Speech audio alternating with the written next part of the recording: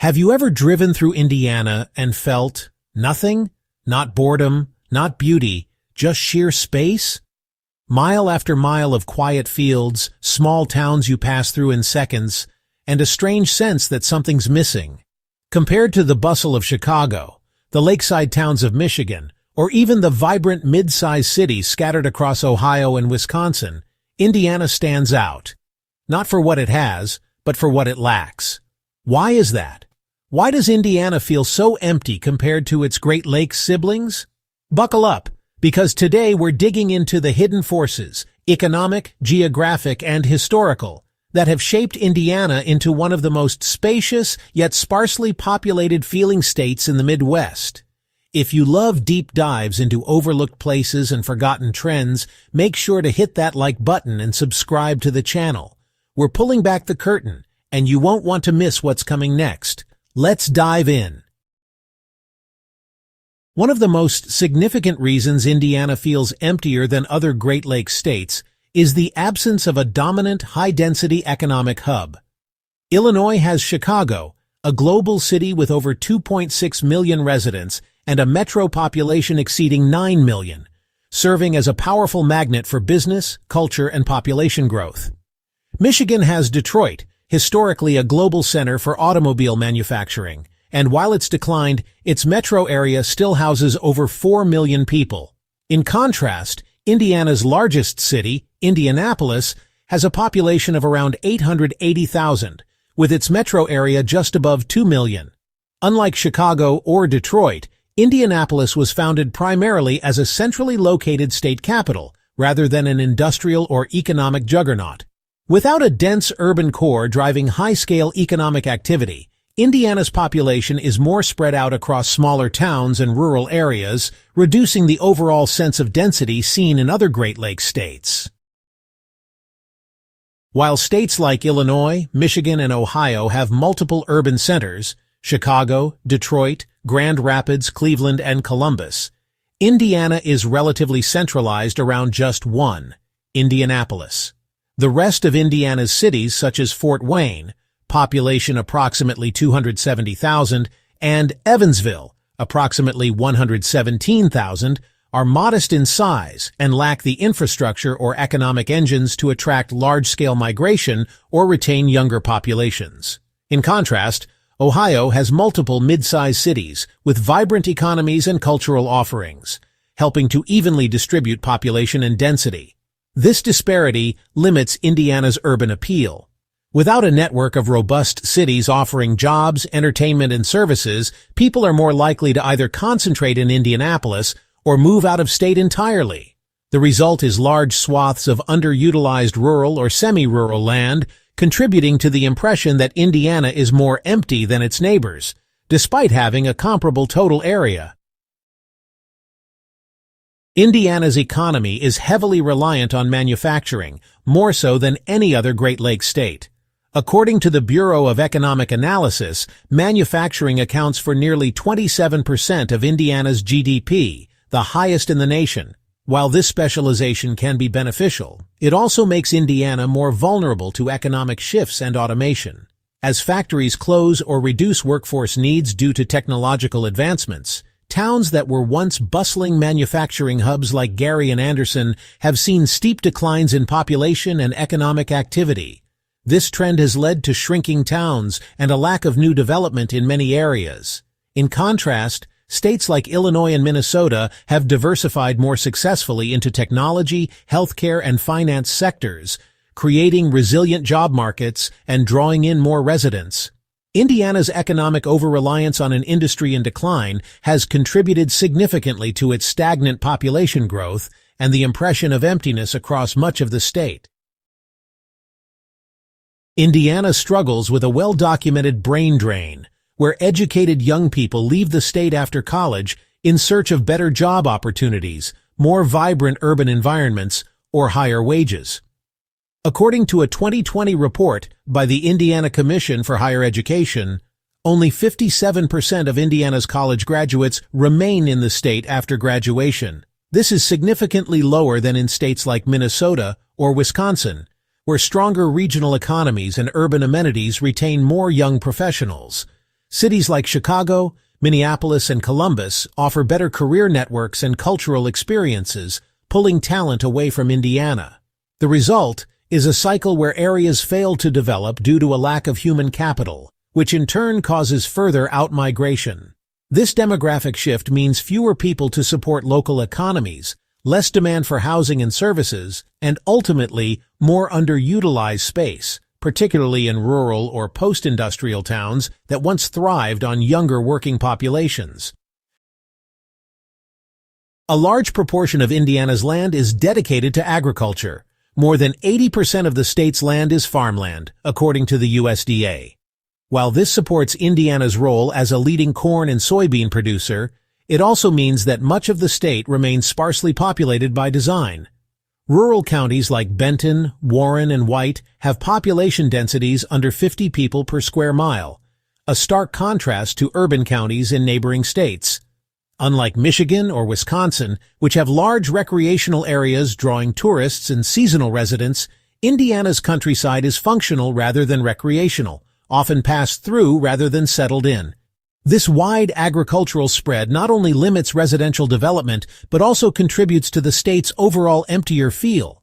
There are fewer subdivisions, retail hubs, and social infrastructure in these areas, creating a vast open landscape with minimal signs of dense human habitation beyond farming operations and small scattered towns. All right, we're halfway through the list, and I want to hear from you. Are you from Indiana? Do you agree with what we've said so far, or do you think there's more to the story? Maybe your hometown is bucking the trend. Let me know in the comments. What do you think makes a place feel alive or empty? And while you're at it, drop suggestions for other states or regions you'd like us to dive into next. We're building this channel around curious minds like yours, so your input helps shape where we go from here.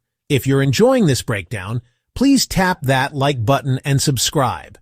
It's the best way to make sure you never miss one of our deep dives into America's hidden stories. Tourism can significantly impact population density, infrastructure development, and the perception of liveliness in a state. Indiana, however, lacks major natural or urban tourist draws compared to its Great Lakes peers. Michigan has the Great Lakes shorelines and Upper Peninsula. Illinois boasts Chicago with world-class museums and sports teams.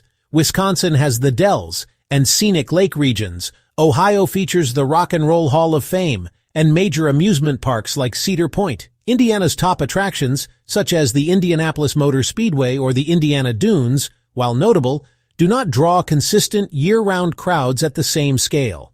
Fewer tourists mean less economic incentive to develop large-scale accommodations, restaurants, and entertainment venues outside Indianapolis. This impacts how vibrant or full the state appears to visitors and residents alike. Limited tourism infrastructure contributes to a quieter atmosphere, particularly in rural counties that don't benefit from seasonal influxes of people, unlike neighboring states. Infrastructure plays a key role in connecting populations and fostering density. Indiana lags behind other Great Lakes states in terms of public transportation and infrastructure investment. For instance, the Indiana Public Transit Annual Report notes that public transit services exist in only 64 of Indiana's 92 counties and are often limited in scope and frequency. Compare this to cities like Chicago, Cleveland, or Minneapolis, which have well-developed transit systems that allow for high-density living and commuting. The lack of extensive transit options in Indiana, particularly outside Indianapolis, discourages population clustering and makes car ownership essential. This contributes to suburban sprawl and low-density development patterns, further stretching out the population.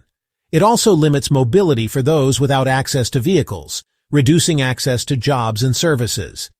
As a result, much of Indiana remains fragmented and disconnected, reinforcing the perception of an empty state lacking the vibrant urban networks found in neighboring regions. Indiana's geography does little to concentrate population naturally. Unlike Michigan, which has a coastline encouraging dense lakeside communities, or Ohio, which has river-based cities like Cincinnati and Cleveland, Indiana lacks geographic choke points or attractions that cluster human settlement. Much of the state is flat, with modest river systems and no significant bodies of water besides Lake Michigan at the northwest tip. This geography supports agriculture and transportation, but doesn't attract recreational or residential development in the same way a coastline or mountainous area might. The state also sees fewer second home developments and tourism-based economies that help create denser, seasonal populations in other states. Environmental constraints and a lack of geographic features that naturally encourage compact development result in a more spread-out population. Consequently, many towns are small, and housing is more horizontal than vertical, reinforcing low-density patterns and contributing to Indiana's perception as sparse and underpopulated compared to its Great Lakes peers. Indiana's settlement patterns were heavily influenced by historical transportation routes, including canals and railroads, which fostered dispersed rather than centralized development. Many towns sprung up in the 19th century as stops on now-defunct transportation routes and were never large enough to transition into major urban centers. Additionally, Indiana's early adoption of land use policies that favored suburban development has led to widespread sprawl. Zoning laws in many Indiana municipalities have historically favored single-family homes on large lots, making high-density housing rare. This trend is less prominent in cities like Chicago or Minneapolis, where multifamily units and mixed-use developments are more common. These suburban-focused policies have led to inefficient land use, where housing, jobs, and services are spread far apart. This not only reduces visible population density, but also makes the state feel emptier, especially when compared to more compact and efficiently zoned regions of the Great Lakes that concentrate people and activity in smaller areas. Perhaps one of the clearest statistical indicators of Indiana's relative emptiness is its slow population growth rate. According to the U.S. Census Bureau, from 2010 to 2020, Indiana's population grew by about 4.7% compared to 7.4% for the U.S. overall. States like Minnesota, 7.6%, and Wisconsin, 6.5%, saw higher growth rates, while Michigan, despite economic challenges, nearly matched Indiana's pace. Illinois' population dipped slightly, but it still houses a significantly larger and more concentrated population base. Indiana's slow growth is largely a result of outmigration, a low birth rate, and limited international immigration.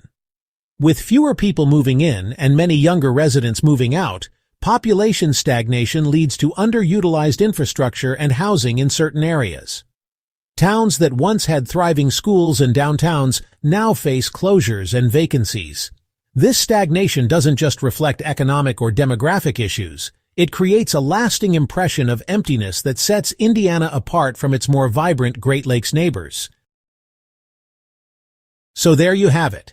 10 reasons why Indiana feels so much more empty than the other Great Lakes states. It's not just a trick of the eye. It's geography, economics, history, and policy all woven together into a quiet tapestry of underused land and untapped potential.